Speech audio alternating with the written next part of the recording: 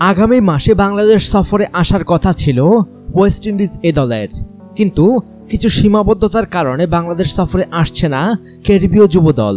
সোমবার দুপুরে মিরপুর শেরে বাংলা জাতীয় ক্রিকেট স্টেডিয়ামে বিসিবির প্রধান নির্বাহী কর্মকর্তা নিজামুদ্দিন চৌধুরী বিষয়টি নিশ্চিত করেন।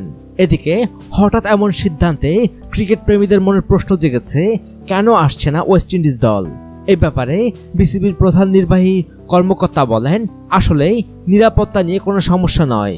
ওয়েস্ট ইন্ডিজ ক্রিকেট বোর্ডের কিছু অভ্যন্তরীণ বিষয়ের কারণে তারা এই মুহূর্তে দল পাঠাতে অপারগতা প্রকাশ করেছে।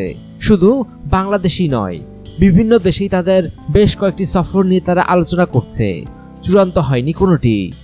সাম্প্রতিক সময়ে আর্থিক সংকটে ভুগছে ওয়েস্ট ইন্ডিজ ক্রিকেট বোর্ড, হয়তো সে কারণেই বাংলাদেশ সফর বাতিলের কথা ভাবছে তারা।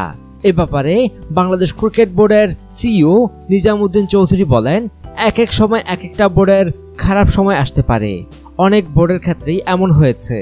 গত বছর বাংলাদেশ দল যখন ওয়েস্ট ইন্ডিজ সফরে গিয়েছিল, তখনও সিরিজ আয়োজনে নানা সীমাবদ্ধতার কথা তুলেছিল ওয়েস্ট ইন্ডিজ।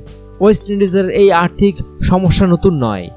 এর আগে 2014 সালের অক্টোবরে ওয়েস্ট ইন্ডিজ ক্রিকেট বোর্ডের সঙ্গে খেলোয়াড়দের আর্থিক ঝামেলার কারণে ভারত সফর থেকে নিজেদের প্রত্যাহার করে নেয় ক্রিকেটাররা।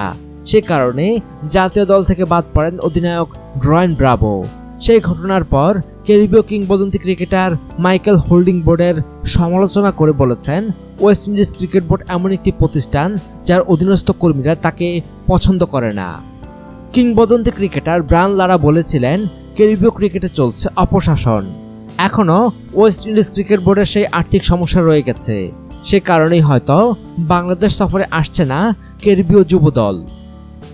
অনুগ্রহপূর্বক সংবাদটি লাইক ও শেয়ার করুন এবং দেশ বিদেশের সর্বশেষ খবর জানতে স্পোর্টস লাইট সাবস্ক্রাইব করে বেল আইকনে ক্লিক করে রাখুন। ধন্যবাদ।